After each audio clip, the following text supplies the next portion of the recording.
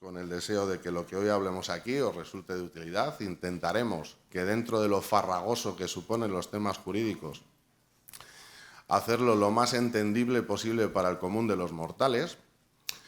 Y para ello, pues, tenemos dos ponentes de excepción. Hoy sí que tenemos un lujazo de ponentes. A una de ellas ya la conocéis. Hemos tenido el placer de contar con ella en otras ocasiones. Me refiero a Eloísa do Cabo de Alcalá, que está aquí a mi izquierda. Bienvenida, muchas gracias por venir.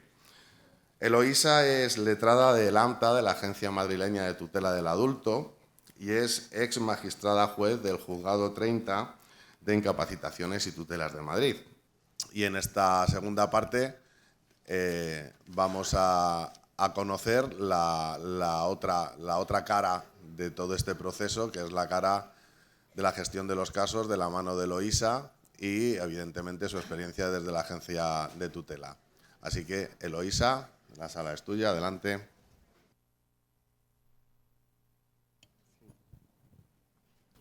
Bueno, el Ministerio Fiscal me lo ha puesto muy difícil porque además creo que una charla de un fiscal aquí hacía falta hace muchos años.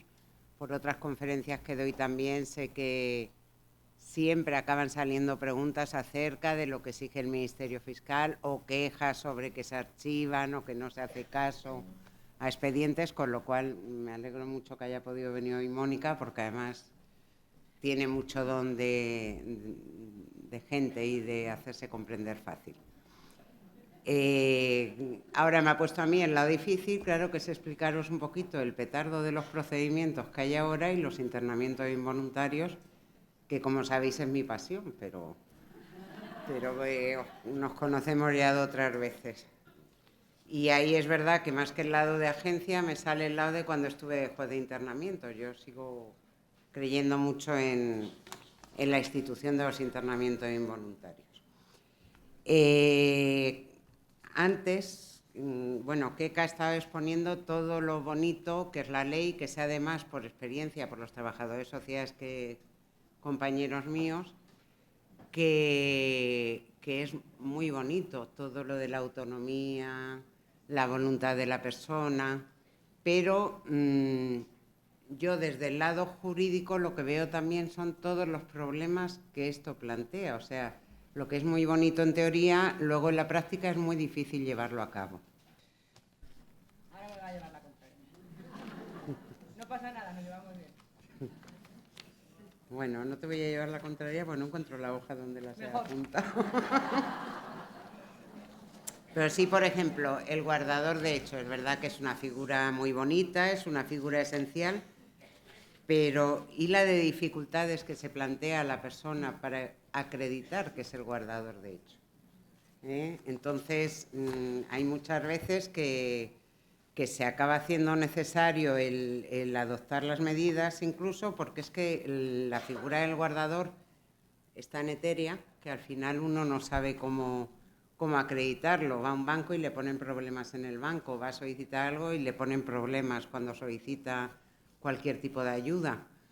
Entonces, es muy bonita en la teoría, pero en la práctica es muy complicada. Se ha planteado varias maneras de cómo solucionar este tema. De cómo obtener un título, por lo menos, que pudiera ser acreditativo de esa guarda de hecho. Entonces, se planteó que los notarios pudieran dar un acta de notoriedad. ¿Qué pasa? Que yo estaba hablando con un notario de esos que echa de menos Mónica en esta charla y nos decía, es que yo no puedo dar un acta de notoriedad, porque claro, en ese momento puede ser el guardador de hecho, pero dentro de 2 días a lo mejor ya no es el guardador de hecho, o ya no está ejerciendo de forma correcta, con lo cual nos encontramos con un problema gordo. Como mucho el notario dice que haría un acta de manifestaciones, de que manifiestan que está ejerciendo la guarda de hecho, pero nada más. Otra forma que se planteaba era a través de fiscalía, cuando se pedían las medidas y se archiva. Pero ¿cuál es el problema? Que la fiscalía se niega a poner el nombre del guardador de hecho en concreto, por los mismos motivos, entre otras cosas, porque claro, eso puede cambiar la situación de un día para otro. Se puede archivar porque hay un guardador de hecho, pero no se especifica quién es, con lo cual el título sigue sin tenerse. Y Lo que sí se ha considerado que puede servir un poquito de título es eso, cuando como guardador de hecho un hijo solicita la venta de la vivienda para pagar la residencia, por ejemplo, pues ahí sí, porque el juez ya ahí sí va a determinar que se autoriza a don tal como guardador de hecho a proceder a la venta de la vivienda. Pero estaríamos siempre con el mismo problema, que es una situación de hecho que puede cambiar de un día para otro. ¿Vale? Yo os voy a explicar un poquito los procedimientos que hay ahora. Se ha querido simplificar todo mucho y a fin de facilitar las cosas. El problema es que en vez de facilitarlos, en muchos casos lo están complicando también. Entonces, ahora mismo existen dos procedimientos, ¿vale?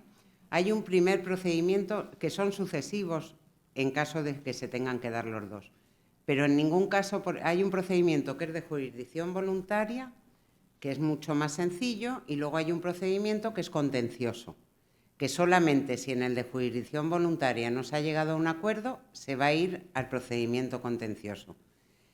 Se ha tratado de simplificar mucho, pero como os digo, al final acaba habiendo también muchos obstáculos. Este procedimiento de jurisdicción voluntaria, lo primero que se establece como regla general es que se tiene que adaptar todas las comunicaciones a la persona con discapacidad de tal manera que él sea capaz de entender y de hacerse entender en cualquier juicio, ¿vale? Entonces se prevé así, por ejemplo, la posibilidad de que desde el primer momento que tenga contacto con las autoridades pueda estar acompañado de una persona de su confianza que sea la que le diga o la que le explique para que pueda ejercitar su capacidad jurídica en igualdad de condiciones a las demás personas. Además de esto, por ejemplo, puede nombrar un facilitador, que es un experto en alguna materia, que le explique de forma detallada lo relativo a esa materia. El problema que hay es que ahora mismo, si alguien quiere un facilitador, tiene que ser a su costa, porque no está previsto todavía un sistema que por el juzgado pueda procederse al nombramiento de este facilitador. Entonces, ¿cómo empieza este procedimiento? Este procedimiento empieza mediante una solicitud, no es una demanda, ¿vale? Y al no ser jurisdicción contenciosa, no hace falta ir con abogado y procurador. Y aquí surge otro de los primeros problemas. Sobre quiénes pueden solicitarlo, ya lo ha comentado antes el Ministerio Fiscal, puede ser o bien el Ministerio Fiscal, en los casos que ha detallado, o bien los familiares, la propia persona con discapacidad. Que además efectivamente se está viendo mucho, la gente que va pidiendo medidas, algunas de bastante difícil solución, como un caso que tenemos ahora de una señora que lo que hace es que juega al bingo por internet. Ya ha pedido una medida para evitar jugar al bingo por internet y quiere que sea la curadora la agencia.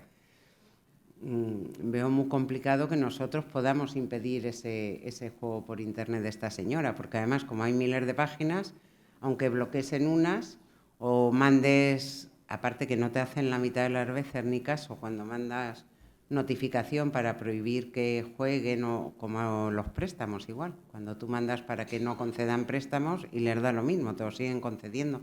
Aparte de eso, al haber miles de sitios, pues al final por algún lado va a poder seguir jugando. Pero bueno, entonces, esta solicitud, ¿vale? ¿Qué es lo que pasa si la quiere interponer un familiar y no tiene necesidad de ir con abogado y procurador? Se le complican bastante las cosas. Antes, al ser una demanda contenciosa, si un familiar quería interponer la demanda y carecía de fondos y tenía que ir con abogado y procurador siempre, el colegio de abogados se lo podía nombrar de oficio, era obligatorio. El problema es que ahora no, porque al ser jurisdicción voluntaria se entiende que no lo necesitan, con lo cual, aunque lo solicite la familia, no se lo van a conceder el abogado y el procurador, con lo cual van a tener que interponer la solicitud ellos. Este problema se da también para el caso de la propia persona con discapacidad, que la ley dice que puede acudir con abogado y procurador. y que si no acude él con abogado y procurador, se puede nombrar un defensor judicial que a su vez tiene que ir con abogado y procurador. Tampoco se le está nombrando a la persona. Si le llega a una persona con discapacidad una solicitud de medidas de apoyo y considera que necesita un abogado y un procurador para poder defender bien su postura, resulta que se le está denegando en el Colegio de Abogados. Es cierto que en algunos juzgados directamente se está requiriendo al Colegio de Abogados para que hagan ese nombramiento, porque se entiende que puede ir contra el artículo 2 de la Ley de Igualdad de Oportunidades. Pero se queda ahí el tema, de momento. Parece que yo vengo aquí, ella ha puesto todo lo bonito y yo vengo a poner todos los problemas, pero es lo que hay. ¿Vale? En la solicitud, ¿qué es lo que debe constar? En la solicitud tiene que constar los datos de la persona que lo solicita. Además de eso, se tiene que hacer constar lo que se solicita y las personas a las que haya que oír en el procedimiento.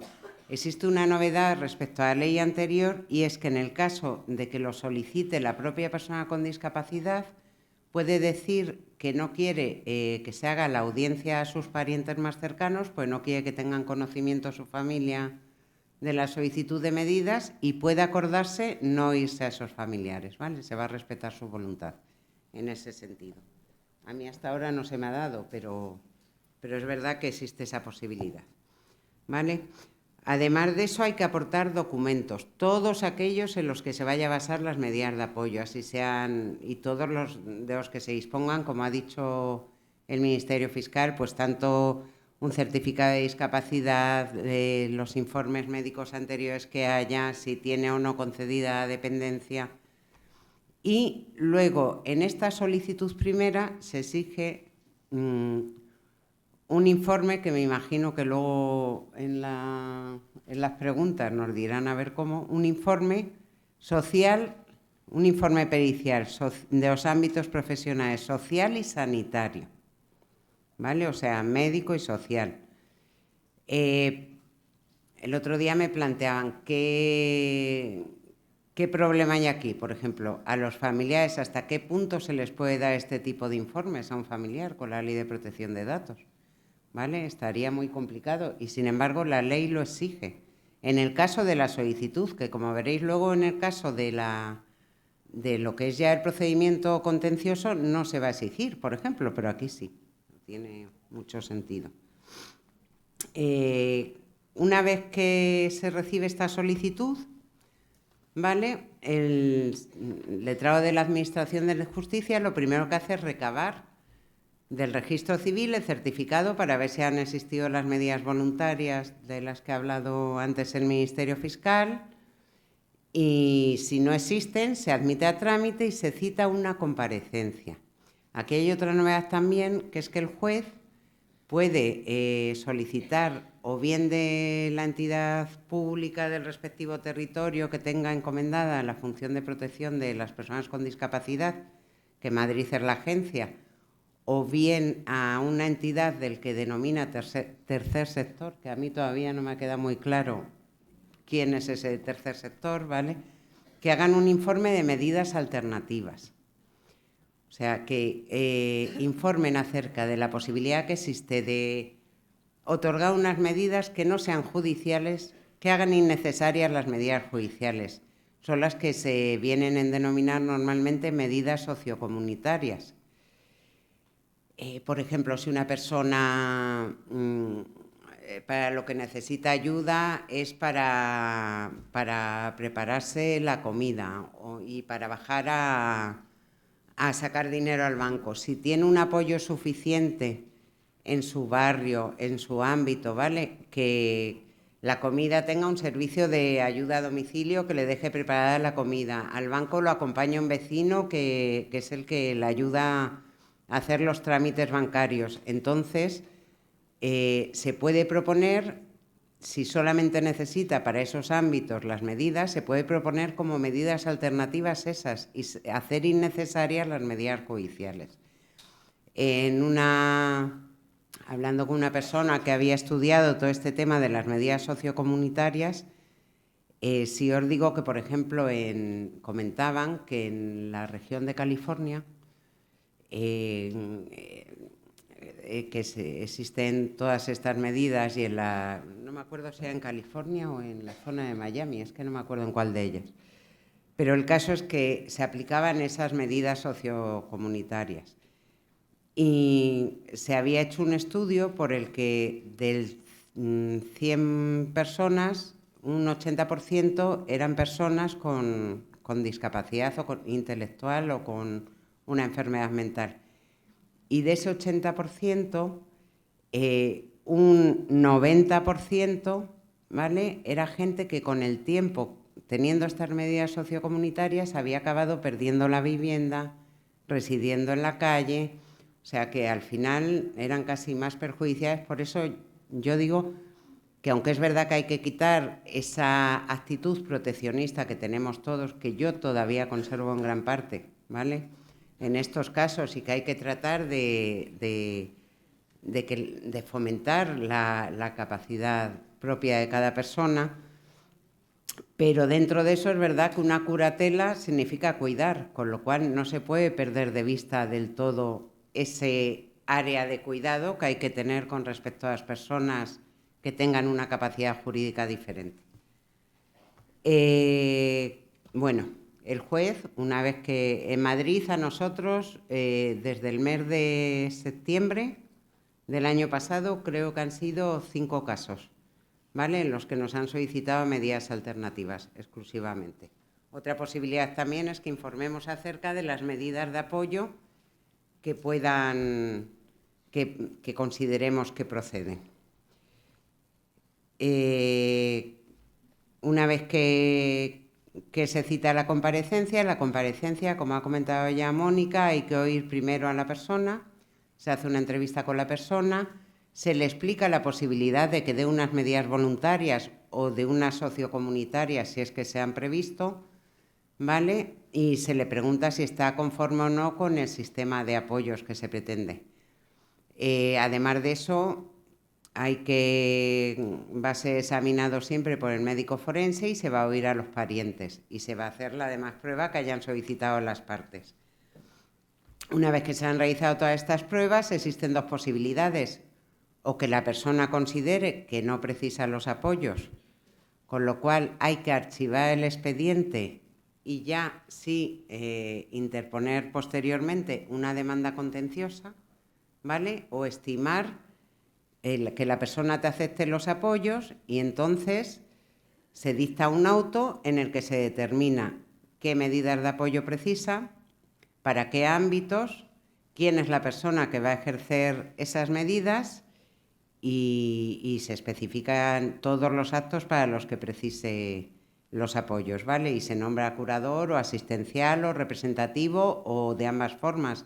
La mayoría de los autos que nos están llegando, por lo menos a la agencia, porque claro, una curatela representativa en su totalidad es muy difícil, porque siempre la persona conserva determinadas capacidades, aunque sea para las actividades básicas de la vida diaria. Entonces nos están llegando normalmente una mezcla de curatelas asistenciales para las actividades básicas o las actividades instrumentales de la vida diaria, a lo mejor mezclado con una curatela representativa para el ámbito de la salud o para el ámbito económico.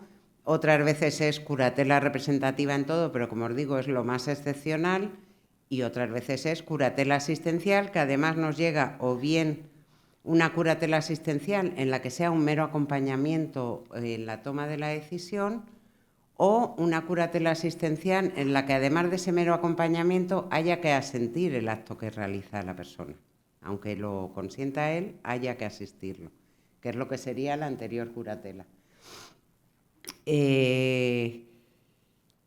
Este auto es susceptible de recurso de apelación, ¿vale? Y el único caso en el que, aunque no exista conformidad con las medidas de apoyo o que exista oposición, se admite que se dicta el auto, sea cuando la oposición se da solo respecto a la persona que haya de ejercer el cargo de curador, ¿vale?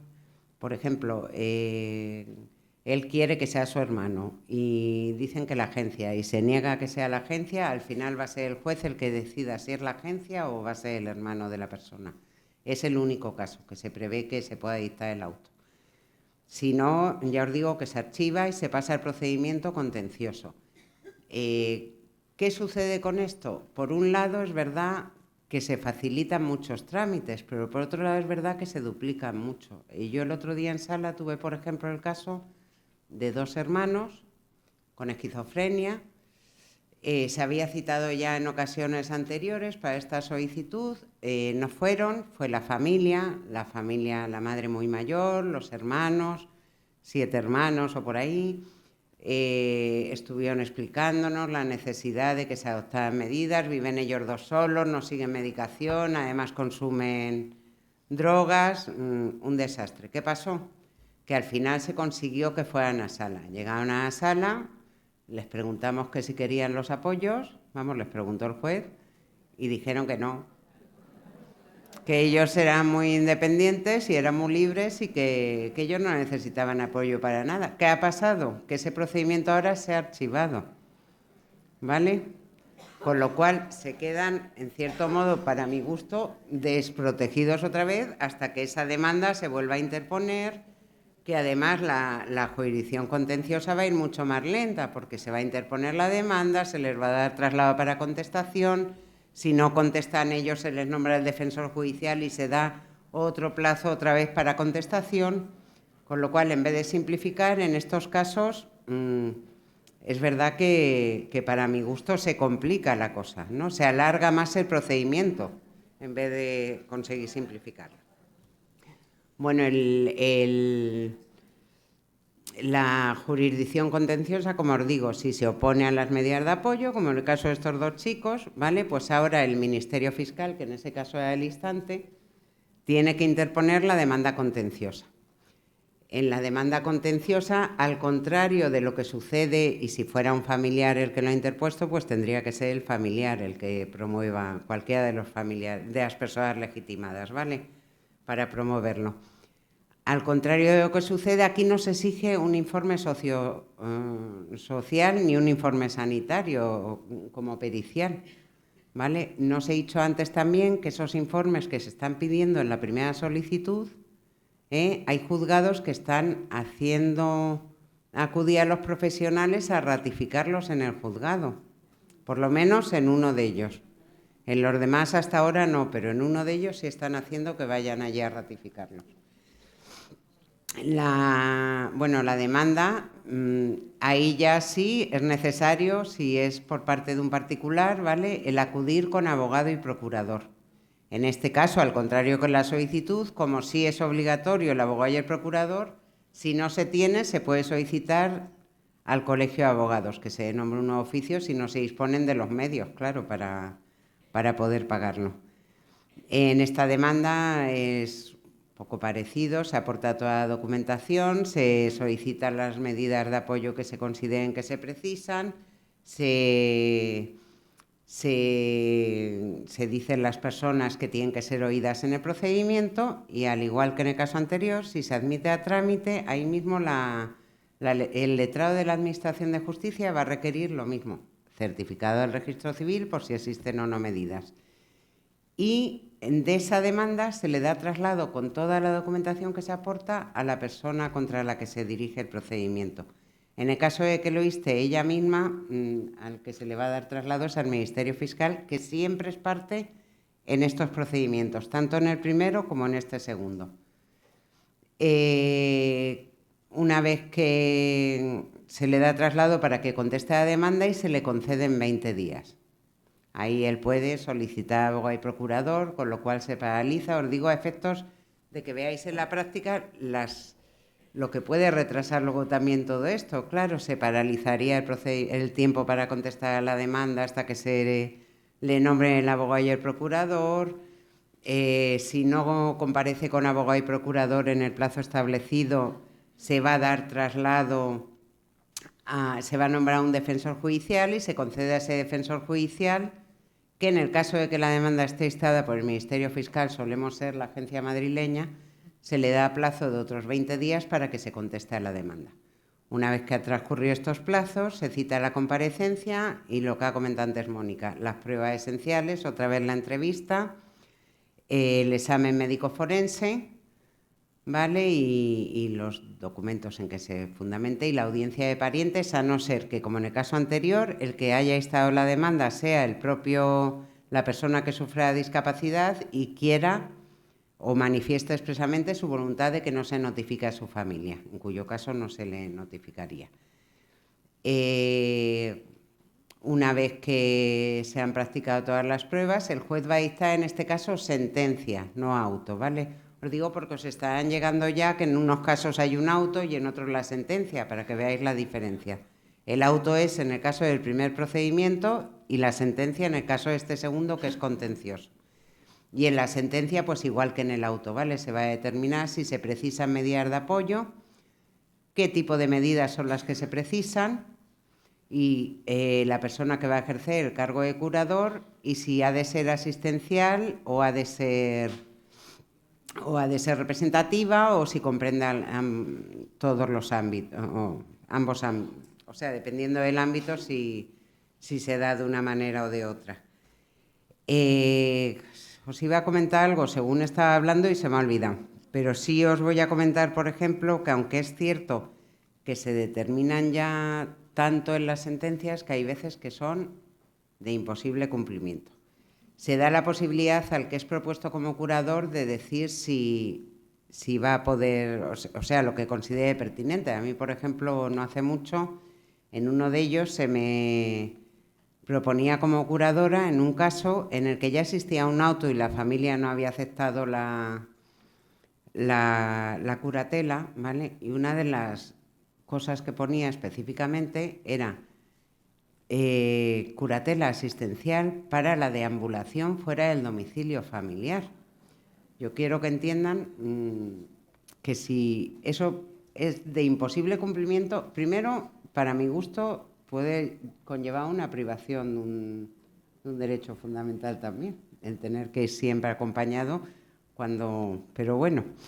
Pero aparte de eso, en el caso de un familiar es muy difícil que se pueda cumplir, pero en el caso de un organismo público todavía más, ¿vale? Eso os lo digo. Otro caso que se nos da mucho, curatela asistencial para la toma de la medicación. Si nosotros nos tenemos encerrados en un sótano a todos, que hay veces que las familias piensan, pues llegan allí y dicen, no, que se haga cargo la comunidad, que los meta en un centro y que se creen que tenemos las plazas o debajo de la manga o allí debajo en un sótano en la misma agencia o no sé, porque de verdad que es muy complicado.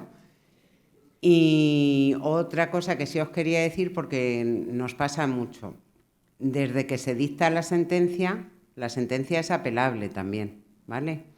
En ambos efectos. ¿Qué significa que es apelable en ambos efectos? Que no se declara firme hasta que no llega la sentencia de la audiencia, ¿vale? Y hasta que no llegue la sentencia de la audiencia o hasta que no se declare firme en primera instancia, si no se recurre, no se va a proceder a aceptar y a jurar el cargo. Con lo cual, hasta ese momento no somos nada. Os lo digo porque muchas veces a mí me escriben de servicios sociales y me dicen, es que os han nombrado tutores hace 6 meses y todavía no sabemos nada. No es que sepáis nada, es que en la sentencia pone que vamos a ser los tutores o ahora seremos los curadores, ¿vale?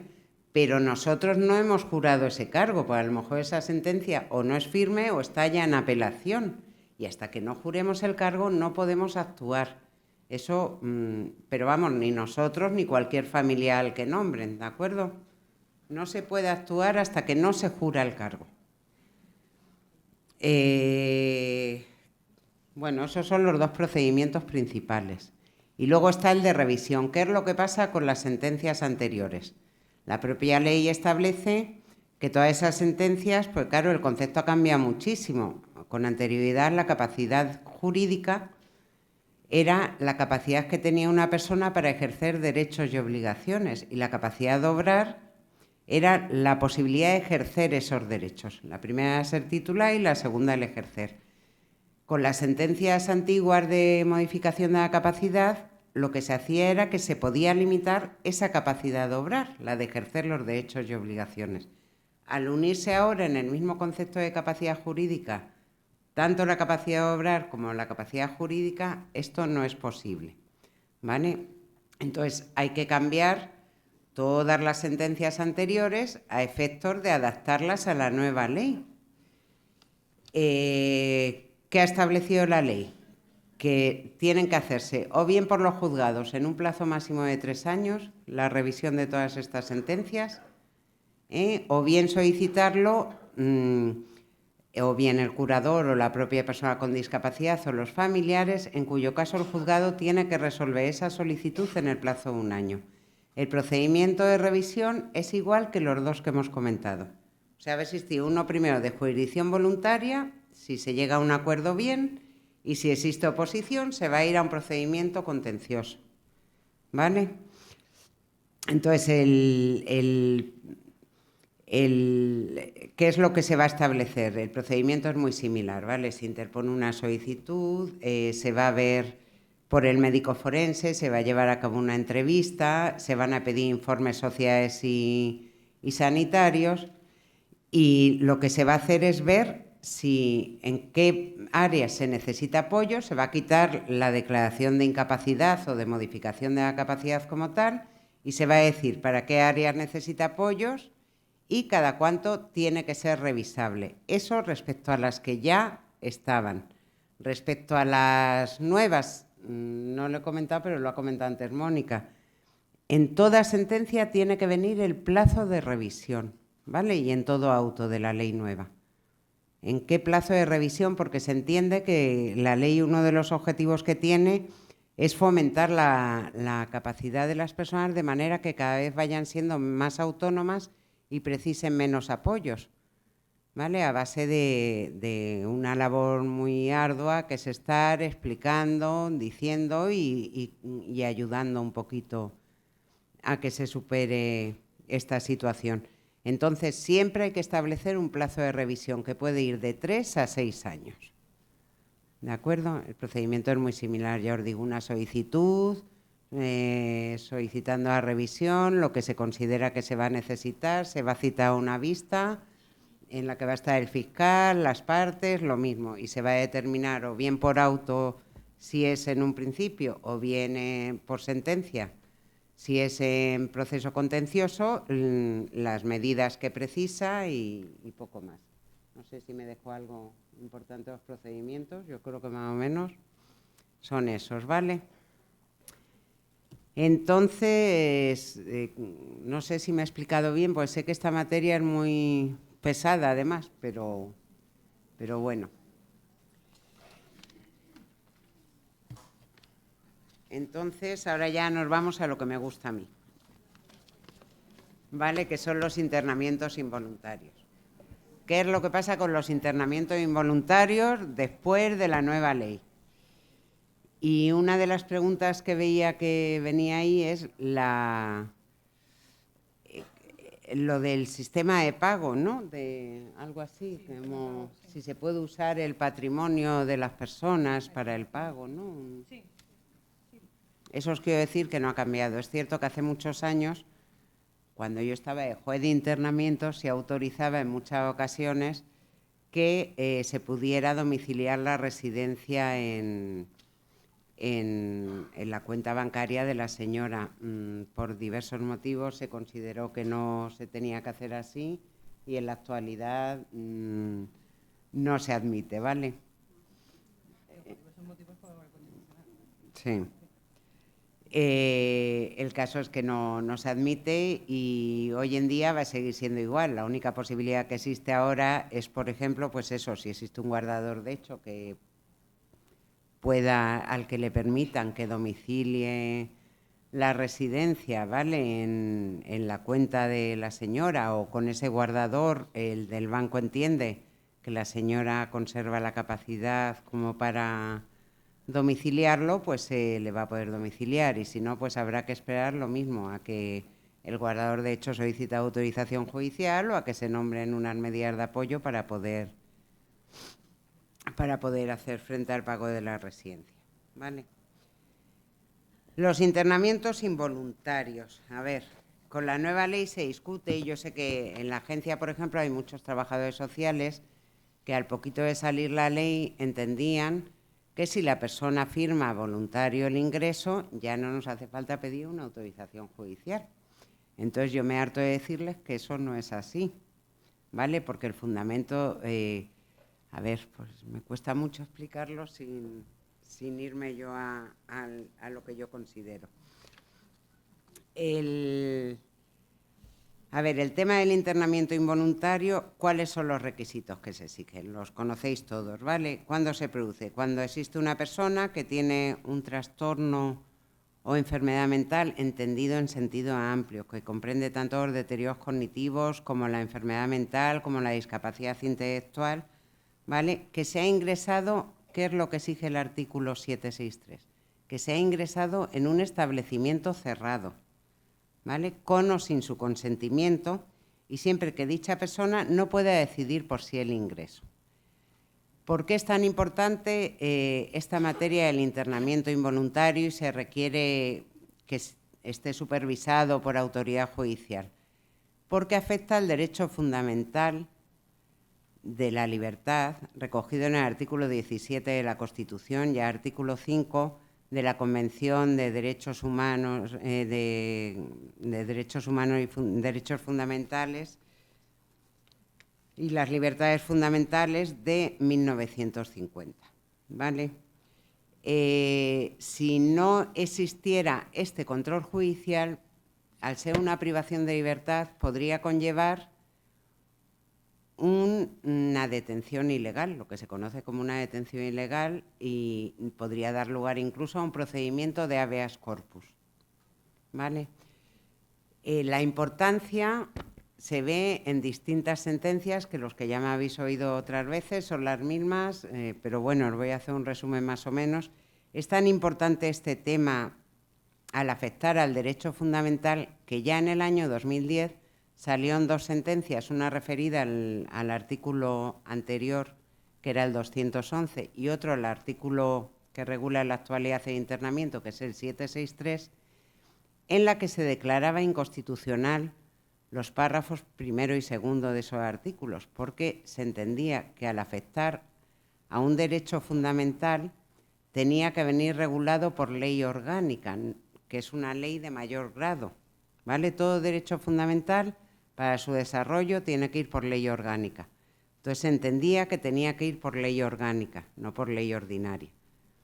Pero, al mismo tiempo, el Tribunal Constitucional determinó que, como se trataba de una cuestión más formal que de fondo, la declaración de inconstitucionalidad no iba a llevar aparejada la nulidad de ese artículo, porque si no, todos aquellos casos en los que fuera necesario realizar un ingreso involuntario se iban a quedar en el aire, iban a desaparecer, aunque tengo entendido que ciertas partes de los políticos es una de las ideas que tienen, que yo abro los ojos como platos cada vez que comentan algo de esto, ¿vale? De que en vez de un ingreso involuntario en hospital se puede hacer lo mismo, pero en la casa de los señores. Entonces vamos a ver cómo se va a aplicar eso. Tendrá que ir el médico y la enfermera, o tener sistemas de sujeción allí. No sé cómo piensan hacerlo, ¿vale? Pero vamos, es la idea que tienen los políticos hoy en día. Entonces, después de esta sentencia del Tribunal Constitucional, o sea, se decía que no se declaraba la nulidad, pero sí se instaba a que se reformara la ley, a que se llevara a cabo su regulación mediante una ley orgánica.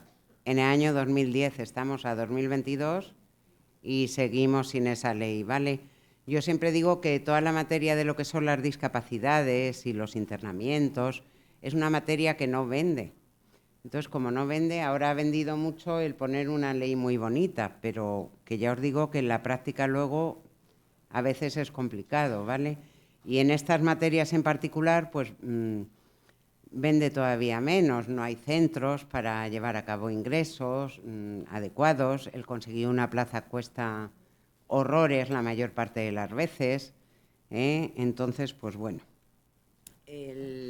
Tras esa sentencia, se dictó otra sentencia para que veáis la importancia que tiene en el aspecto de afectar al derecho fundamental, ¿vale? Se dictó una sentencia en el 2012 por un juzgado de Granada. Es un señor que lo ingresa en una unidad de agudos, ¿vale? Y pues bueno, al juez le llega la notificación un día 3 y va a verlo el día 14 y hasta el 21 no dicta el auto. Entonces recurren y al final se declara la nulidad de ese auto por 3 motivos. En primer lugar, porque el juez no había cumplido el plazo de las 72 horas. Sabéis que el hospital tiene obligación de comunicarlo o el centro en 24 horas y el juez de ir a verlo en 72 horas y dictar el auto, ¿vale? Se declaró la nulidad por incumplimiento del plazo de las 72 horas. En segundo lugar, porque no se le informó de la posibilidad de estar asistido por abogado y procurador ni de los motivos por los que se había procedido a su ingreso, ¿vale? Y en tercer lugar, porque se decía que el auto no estaba suficientemente fundamentado. A partir de ahí, los jueces todos, pues antes es verdad que muchas veces los autos de ingreso eran muy de modelo y se ponía, se encuentra ingresado por motivos de trastorno mental o por un trastorno bipolar y punto, y no se fundamentaba más. A partir de esa sentencia es verdad que empezaron a fundamentarse mucho más los autos. Con posterioridad a hay otra sentencia del año 14 que complica todavía más las cosas, porque antes de eso, y entre otras me las complicó, a mí fue una de las que en esa época me las llegó a complicar. Hasta esa época se notificaba por el hospital en 24 horas, pero claro, se notifica al decanato de los juzgados. De ahí hay que repartirlo al juzgado, ¿vale? Y entonces a lo mejor tardaba en llegar al juzgado otros 2 días, con lo cual el plazo de las 72 horas se excedían. Se recurrió a una resolución en este sentido y el Tribunal Constitucional dijo que el plazo de 72 horas era desde que se recibía la comunicación, así fuera en decanato. ¿Qué se empezó a hacer por los juzgados? Que directamente se notificara al juzgado, pero claro, eso se puede hacer en Madrid, que hay juzgados determinados, pero los que no existen, o sea, juzgados especializados, pero los que no existe esta especialización siguen teniendo que mandarlo a decanato y de decanato al juzgado correspondiente. Y ya por último se dictó una sentencia que debéis de conocer también todos mucho, ¿vale? Que tuvo mucha importancia, que es una señora que la lleva el SAMU Social a una residencia, esta es del año 2016, la lleva el SAMU Social a la residencia y el equipo de SAMU Social solicita al tiempo la ratificación de internamiento involuntario en la residencia.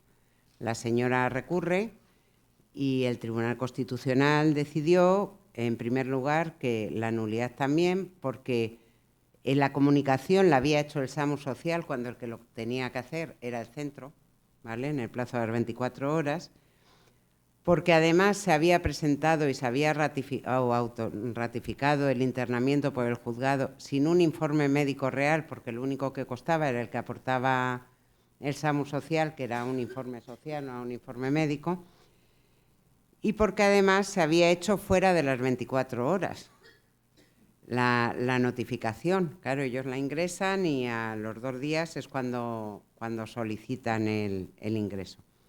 ¿Qué pasó? Que la dejaron además de declarar la nulidad, en este caso sí que la dejaron en libertad, ¿vale? Pues se consideró que existía una detención ilegal.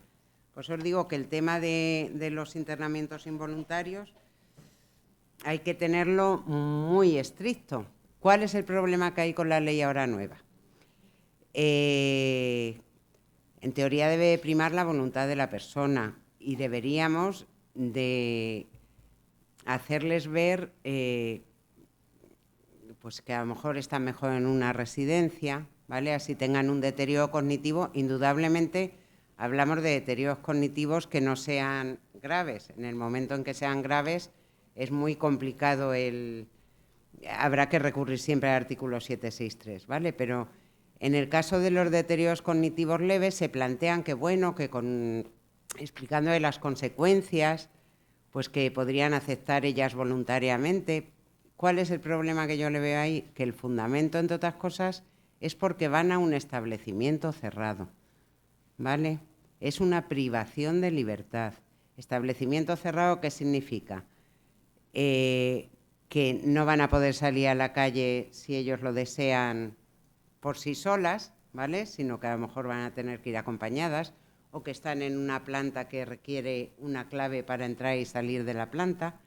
En el momento en que existe esa privación de libertad, yo creo que es siempre necesario que el ingreso sea involuntario, ¿vale? Siempre. Así haya cambiado la ley, así que está muy bien el informar a la persona y que la persona firme que te quiere. Yo lo estoy haciendo, ¿vale? El que la persona, yo le explico a la persona y que me firme que quiere ir voluntaria. Pero además de ir voluntaria, o sea, de conseguir hacerle ver las mejorías que puede tener, ¿vale? Además de eso, creo que hay que seguir solicitando el ingreso involuntario siempre que exista un deterioro cognitivo. ¿De acuerdo? En el caso de los enfermos mentales, igual. No sé qué opina la fiscal. Yo, por el momento, creo que la ley actual no la ha tocado. Claro. Los internamientos es una cosa y el procedimiento que les he explicado es otra. De hecho, hay gente que está en residencia y no tiene las... Bueno, yo sigo mirando aquí al esquema que tenía. Y no tenía el procedimiento de medidas de apoyo, y hay gente que no está internada y tiene el procedimiento de apoyo. Para mí son independientes, pero mucho cuidado, porque todas las sentencias que ha estado diciendo Loisa, el Tribunal Constitucional está muy a rajatabla, pero para mí los internamientos involuntarios todavía, y por el momento creo que lo quieren cambiar, esperemos que no lo lleguen a hacer, porque yo los considero muy necesarios y para mí son involuntarios. En los centros en los hospitales, siempre involuntario. Claro. De hecho, en Madrid capital, les voy a decir, antes les he dicho que hay 5 juzgados en esta materia de discapacidades y tutelas. Bueno, pues que hay un 6º solo y exclusivamente para los internamientos. Y un día bueno en Madrid puede haber, aquí están las forenses, que además 40, 50 internamientos involuntarios en Madrid. Entonces, para mí los internamientos involuntarios por el momento no se ha tocado, siempre requieren la autorización judicial correspondiente y en el plazo que establece la ley. Y no porque lo diga Loisa, porque lo diga yo, no, lo dice el Tribunal Constitucional. Por eso, cuando has hablado antes de si puede afectar a... Me has asustado. Cuando has hablado antes de lo de la deambulación, si afecta a algún derecho fundamental, más vale que lo dejemos ahí. Porque entonces tendremos al Tribunal Constitucional otra vez con más sentencias. Pero en esto sí que es verdad que para mí, por el momento, la ley no lo ha tocado y sí que requiere autorización judicial, con la ratificación, autorización del juzgado. El procedimiento es el juez, el forense nos informa, el fiscal informa y requiere esa autorización, ratificación judicial, porque si no el Tribunal Constitucional, ahí vamos a un recurso de amparo y ya ha habido varias sentencias. Además, varias sentencias que me las he ido apuntando, yo estoy aprendiendo un montón, me las he ido apuntando porque ya vienen de largo, pero sí que me sé la del 2016 y están muy duros con ello. Bueno, ¿por qué considero yo además? Tal vez es verdad que yo, os digo, yo soy una enamorada de la materia de los internamientos, ¿vale? Y será porque he estado muchos años de juez dedicada exclusivamente a internamientos. Entonces, a mí me parece que es una forma siempre de protección. ¿Qué es lo que puede suceder ahora si se atiende solo a la voluntad de la persona? Pensar la de abusos que se pueden dar. O sea, porque las personas mayores, sobre todo, que es un poquito a lo que está dirigido aquí, son muy vulnerables y son muy influenciables. Entonces, la familia puede ingresarlos, decirle, fírmame aquí, que esto es muy voluntario y tú te vas a ir a la residencia y vas a estar muy bien. Y la señora firma un poquito, o bien porque no comprende en su totalidad, porque no se le va a decir firma aquí, pero luego no vas a poder salir de allí. O bien porque, para mi gusto, puede darse muchos abusos, ¿vale? En esta situación se puede aparcar a la gente en las residencias, ¿vale? Como consecuencia de esta supuesta voluntariedad. Entonces yo creo que siempre un control judicial, porque el internamiento no es solo ratificarlo o autorizarlo, es que luego vas a seguir un control de ese internamiento y cada 6 meses vas a tener informes. Y ahora no creo que lo puedan hacer, pues no sé si tendrán tiempo. Pero, por ejemplo, cuando yo estaba de juez, cogíamos un día, ¿verdad? Y nos íbamos, que hay aquí algunas forenses con las que lo he hecho, y nos íbamos a revisar todos los internamientos que había. Que la mayoría, pues efectivamente, al ser en residencias, suelen, y ser por deterioros, suelen seguir permaneciendo igual, pero también me ha pasado casos de ir a revisar un internamiento involuntario, una señora que le había dado un ictus y con el tiempo había mejorado tanto que la pasé a voluntaria, ¿vale? Entonces, creo que es esencial que exista ese control judicial, sobre todo aquella persona que esté ingresada que tenga un deterioro cognitivo. Es más, en aquellos casos en que hayan ingresado con plena conciencia y con el tiempo pierdan la capacidad, considero que siempre hay que notificarlo, ¿de acuerdo? Porque cambia, o sea, una persona que ingresa voluntariamente y con todas sus capacidades sale a comer con las amigas cuando le da la gana a residencia, pero en el momento en que pierde esa capacidad y ya no la dejan salir a comer con las amigas y ya existe una restricción de su libertad personal, yo considero que eso tiene que estar regularizado, ¿vale? La gente, los que son partidarios de esta ley muchas veces dicen, no, es que lo que hay que explicarles es que van a cambiar de domicilio y que se van a ir a vivir a una residencia. No, es que el concepto no es ese. El concepto no es se van a ir a una residencia, ¿vale? El concepto es que van a ingresar en una residencia en las que van a tener unas limitaciones a su libertad. Ese es el concepto del ingreso involuntario, ¿de acuerdo? Respecto a los procedimientos, los mismos de antes, ¿vale? Se regulan, ahora ya lo que sí que no existe, al haberse quitado las tutelas, es la necesidad que existía antes de que el tutor solicitara el ingreso involuntario. Ahora vais siempre, según un artículo del Código Civil, ¿vale?, que lo exigía. Ahora todo ingreso involuntario va a ir conforme al artículo 763. Peculiaridades del 763. En primer lugar, bueno, se regulan 2 tipos de procedimiento, el que se puede denominar procedimiento ordinario y el que se puede denominar procedimiento urgente, ¿vale? Si os quiero decir, antes de que se me olvide, que en el caso de los menores, el internamiento involuntario siempre ha de ser en un establecimiento especial para ellos, que en el caso de Madrid solamente se da en la unidad de adolescentes del Gregorio Marañón y en el Niño Jesús. Son los 2 únicos sitios donde, en teoría, en Madrid se pueden ingresar involuntarios a los menores. A mí me ha pasado de ir a centros privados de Madrid, no voy a decir a cuál, pero uno de pago, que los padres han ingresado ahí a menores y hemos dicho que nanay de la China, ¿vale? Porque tiene que ser siempre en un establecimiento especial para ellos. Otro tema, drogodependientes, ¿vale?, que era lo que hablaba antes Mónica. Se prevé que sean siempre voluntarios. ¿Por qué? Porque se entiende que tienen que tener la voluntad de, cuando tú ingresas en un centro para rehabilitarte, tienes que tener voluntad para hacerlo. Si te van a ingresar, pero en cuanto que se den la vuelta vas a estar otra vez consumiendo, no tiene ningún sentido. O no quieres quitarte de las drogas, ¿vale? Drogodependientes y alcohólicos, siempre necesaria la voluntariedad. Con un problema, en estos casos, que se nos da mucho, que es cuando hay una patología dual, ¿vale? Porque en esos casos nos encontramos siempre un poquito en el limbo, ¿vale? Pues les exigen muchas veces, así estén tutelados, estén fatal del trastorno, les exigen la voluntariedad igual. Y hay muchas veces que se quedan en una situación en el limbo en el que no conseguimos sacarlos de allí. Eso ya hablo ahora desde mi experiencia como letrado en la agencia, ¿vale? Y otro caso que tampoco se regula en el artículo 763 es cuando son ingresos en la unidad de infectocontagiosos, claro.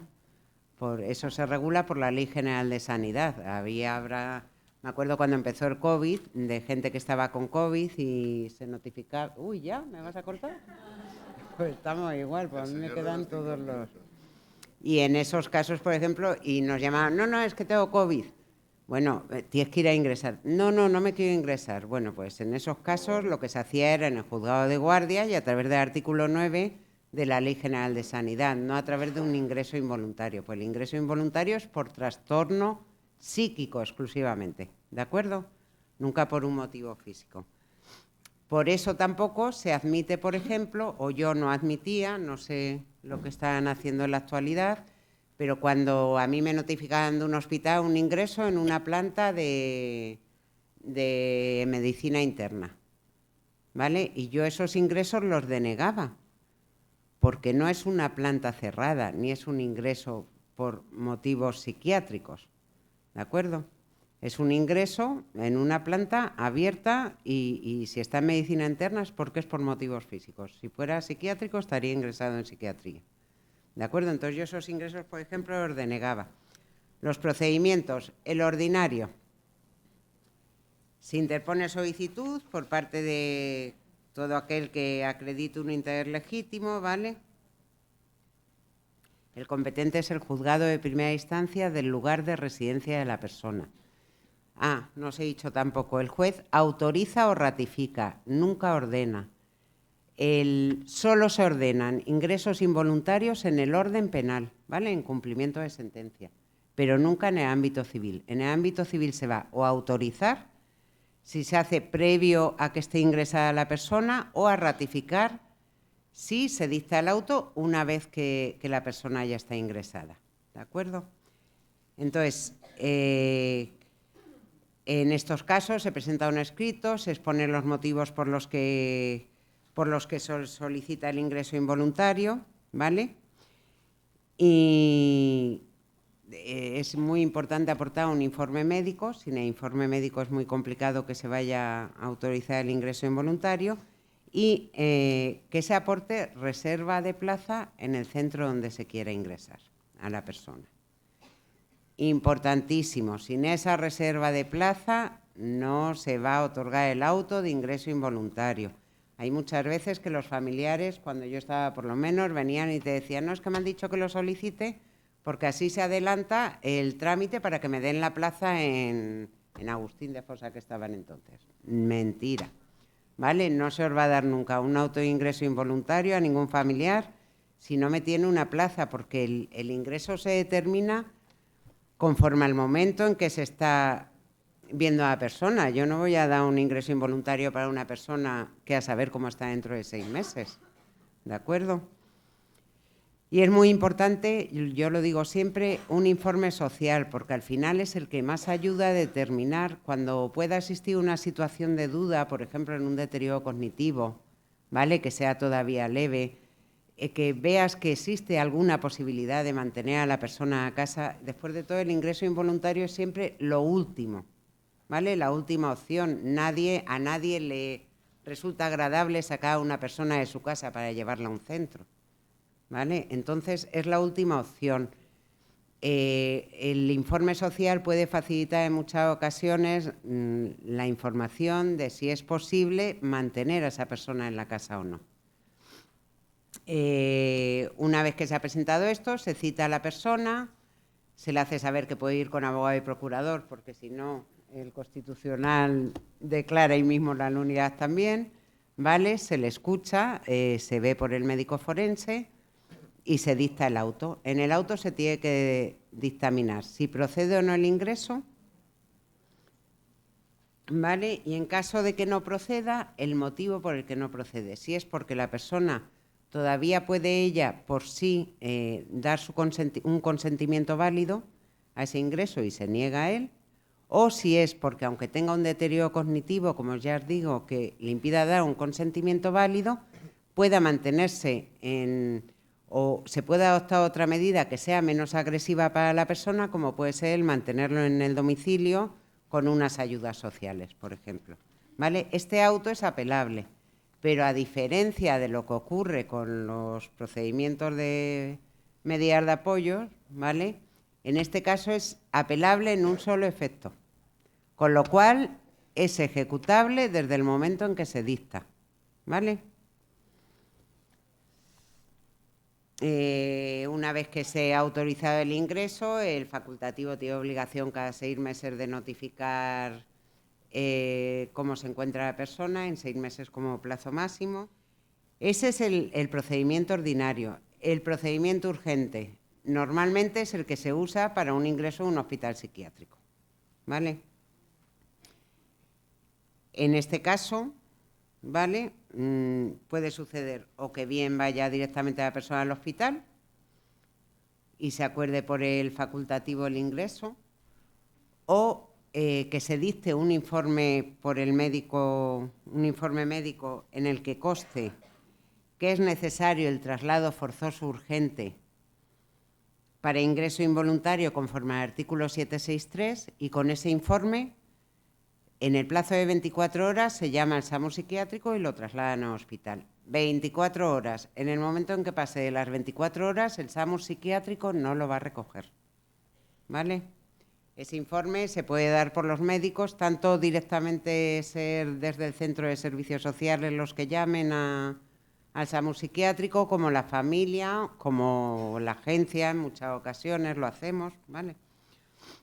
¿Qué es lo que pasa si no existe ese informe? Se puede solicitar que se haga una valoración. Se puede solicitar o bien en el juzgado de guardia correspondiente.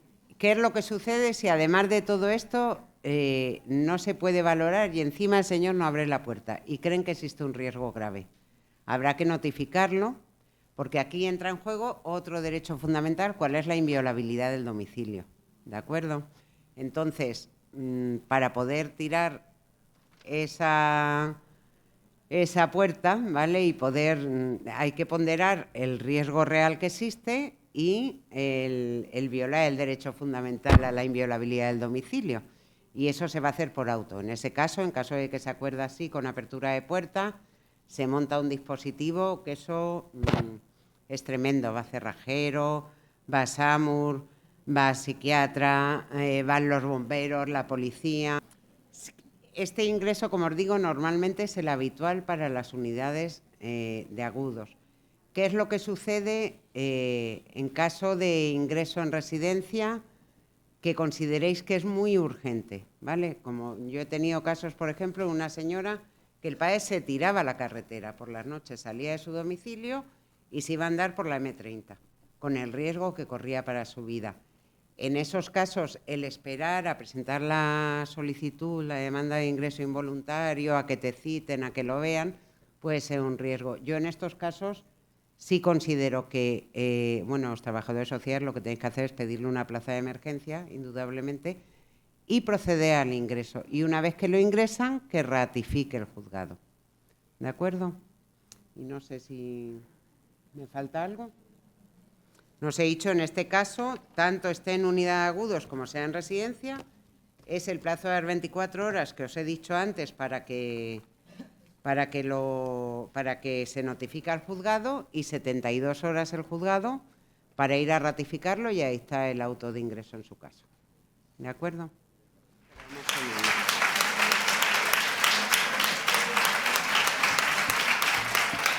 Esto es mío, ¿no? Pero... Muchas gracias, Eloísa. Vale, vamos a abrir un turno de preguntas. Lo que quiero es poner en conocimiento que en Madrid, en todos los juzgados de incapacidades, hay adscritos equipos técnicos compuestos por psicólogo y trabajador social. También en Fiscalía hay adscritos, me parece que son 2 trabajadores sociales. Bueno, ponemos en conocimiento esto porque nosotros podemos intervenir siempre a petición del juez, pero también las partes pueden solicitarlo. Luego lo tiene que acordar el juez y pues emitimos informes sobre aquello que nos soliciten. Y nada más que es eso. Gracias. Efectivamente, en los juzgados de Madrid Capital está el equipo psicosocial. En este sentido, cuando les he dicho antes, cuando ya es necesario el procedimiento judicial, donde no sabemos la voluntad, sí que son muy necesarios porque vemos muchos conflictos entre los familiares. Ya ahí la única manera, porque en sala se puede ver mucha cosa con la mediación, pero es verdad que muchas veces las magistradas necesitan una prueba complementaria, que es el informe psicosocial, que es cuando ya o se acercan a la casa, y eso no lo tenemos en el juzgado, sino lo tienen que comunicar ellas. Eso existe en Madrid Capital, en el resto de los juzgados no lo sé, pero sí que es verdad que se utiliza porque la prueba que vemos nosotros siempre hay algo más en el in situ, la inmediación, que nosotros podemos tener en sala, se ve mucho por las pruebas, por las preguntas que puedes realizar o por las contestaciones que tienen, pero sí que muchas veces los juzgados solicitan ese informe psicosocial, es por precisar la labor que hacen los equipos psicosociales de los juzgados. Que es estupenda. Gracias por las explicaciones que han sido muy claras. Y quería, es una pregunta muy puntual. Yo soy asesora jurídica y trabajo en un centro de servicios sociales. Nosotras con el destacamento este de la Fiscalía, hasta ahora, hasta la reforma legal, remitíamos a las familias a la Fiscalía y la Fiscalía, la verdad es que era siempre la que presentaba la demanda, con lo cual pues se ahorraban el tema de tener que buscar un abogado. Ahora, bueno, pero como estoy yo, pues lo que hago es ayudar a las familias directamente a hacer un escrito, pues tampoco haría falta fundamentarlo jurídicamente, porque como va por jurisdicción voluntaria, pues bueno, pero sí, la gente necesita, lógicamente no sabe cómo redactar eso y lo estoy haciendo. Y entonces, comentaba la fiscal que le siguen llegando en los informes, se habla de incapacitación, pero la verdad es que en los juzgados tampoco hasta ahora parece que tengan muy claro la reforma legal. Le comento porque es la pregunta que quería hacer. Ayer atendí a una familia que llevo mucho tiempo, porque yo también les apoyaba en la redacción del escrito de rendición de cuentas. Entonces la hermana es la tutora, todavía no se ha hecho el cambio, y hay una escritura de aceptación de herencia que ya está, aunque la hermana era la tutora y supuestamente también era heredera, la escritura está hecha. Fueron al juzgado a presentarla y les han dicho que es necesario abogado y procurador. Cuando es cumplir el trámite de pasar la escritura como para una supervisión judicial, y entiendo que eso también ha cambiado y va por jurisdicción voluntaria, y si yo le hago a la hermana tutora un escrito, lo acompaño junto con la escritura de aceptación de herencia, no es preceptivo que pida un abogado de oficio para la discapacitada. A ver, yo te voy a dar para mi gusto no es necesario ya, ¿vale? Vale, lo único perfecto. que exige la ley es para los casos de remoción o para los recursos o ya ¿verdad? cuando es una demanda contenciosa, Perfecto. ¿vale? Para el resto de la jurisdicción voluntaria no, salvo en los casos de venta. Eso es. Para ventas si sí el juez sería. lo considera necesario, que además lo que se pide es solo abogado, no abogado y procurador. Pero se puede intentar incluso en esos casos Incluso en esos casos, porque también hay solo varios es casos si que el lo quieren juez hacer. considera que dada la complejidad o lo que sea, es necesario que vayan con abogado. Vale, muchas Pero gracias. si no, quitando esos supuestos, ahora mismo no te exigen. No, yo la primera parte, lo que ha dicho usted de lo de la Fiscalía, que antes de la reforma sí que poníamos las demandas con familiares y no familiares, ahora reiterar el carácter subsidiario que tiene la Fiscalía para eso. Respecto al abogado y procurador, miren, es verdad, y lo estaba hablando antes con Eloisa, que de los 5 juzgados que hay en Madrid, hay unos que piden abogado y procurador y otros no. Es que al final yo siempre digo, miren, el juzgado si les está pidiendo algo, pues háganlo para que todo sea más ágil, pero es verdad que es que de 5 juzgados solo en Madrid, ya no les estoy diciendo de Madrid Capital con otros, es que de 5 juzgados, yo en unos procedimientos siempre veo abogado y procurador y en otros no, pero hay pues la Fiscalía tampoco dice nada, si es el criterio del juzgado, porque es verdad que por lo menos para los expedientes de jurisdicción voluntaria sí que le digo, en algún juzgado se pide abogado y procurador porque al final los abogados la terminan liando más, las personas no saben, la lían y entonces por eso dicen un abogado y procurador a lo mejor les puede dirigir mejor. Sí, pero legalmente no es necesario. Pero Hola, buenos días. Bueno, yo no soy trabajadora social, soy educadora social de un centro penitenciario de la Comunidad de Madrid. Y sí que me gustaría saber, bueno, nosotros los casos que tenemos es gente, pues no solo son enfermos mentales o discapacitados, sino que existe patología dual, o ya digo trial porque se junta casi de todo, ¿no? Entonces, a mí sí que me gustaría saber un poco los plazos, es decir, si una vez que nosotros iniciamos una solicitud de medidas, cuáles son los plazos más o menos, ¿no? Porque nosotros al final los centros penitenciarios se están convirtiendo en almacenes de gente con enfermedades mentales y discapacidades, ¿no? Pero sí que me gustaría saber el plazo y, por lo que he entendido, si este chico se va al psiquiátrico, tendríamos que notificar también a Fiscalía que ya no va a estar en el centro penitenciario y que va a estar allí. Sí, pues se transformaría de un internamiento penal, si es que va a está seguir ahora mismo cumpliendo condena, sigue cumpliendo condena todavía. Lo que pasa que en vez de hacerlo en el centro penitenciario, pues... Vamos, está en un artículo en el 86.4 que le permite poder pasar a un recurso comunitario. Sí. Entonces, los plazos desde que se inicia el procedimiento hasta más o menos, yo sé que cada caso y cada juzgado será un mundo, pero más o menos. Mire, si está en un centro, no estará en Madrid Capital, seguramente. No. Está en... Valdemoro. Valdemoro. Bien, yo le recomiendo... porque usted sabe si esta persona tiene ya una incapacidad o no, bueno, antigua incapacidad o no. Sí, tiene una incapacidad. Vale, ¿sabe quién es el tutor o el anterior tutor? No tiene. Seguramente, ¿cómo que no tiene?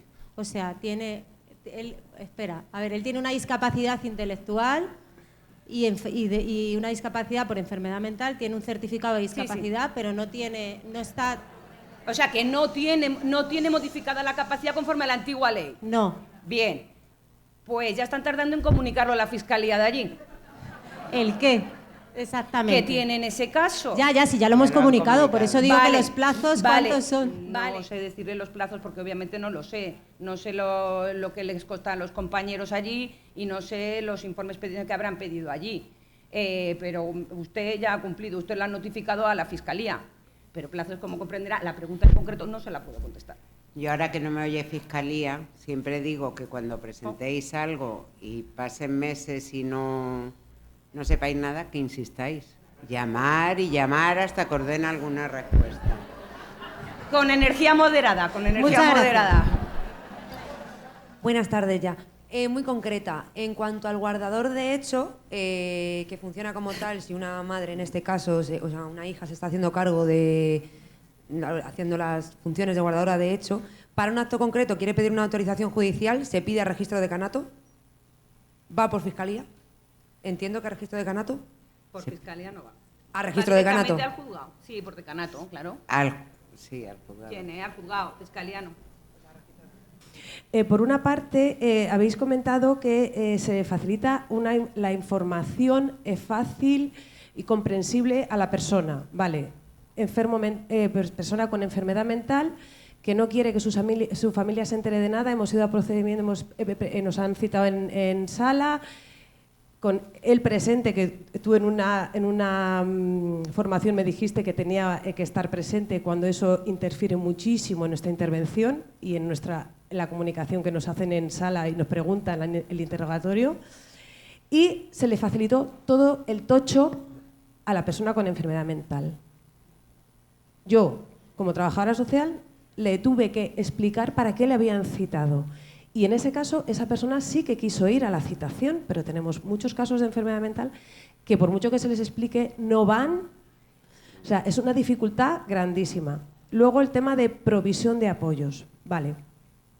¿Cómo se concreta toda esa provisión de apoyos? Porque se nos pide mucho a servicios sociales que hagamos informes, que intentamos, en muchos casos, sea lo más detallado posible para que facilite, pero también nos pediríamos que se concrete, que se nos pide, porque a mí me ha llegado, os he oído, el informe médico tiene que, sería bueno que determinase la capacidad que tiene. Yo acabo de recibir un oficio de fiscalía preguntando capacidad de la persona para firmar testamento, capacidad... Digo, ¿yo?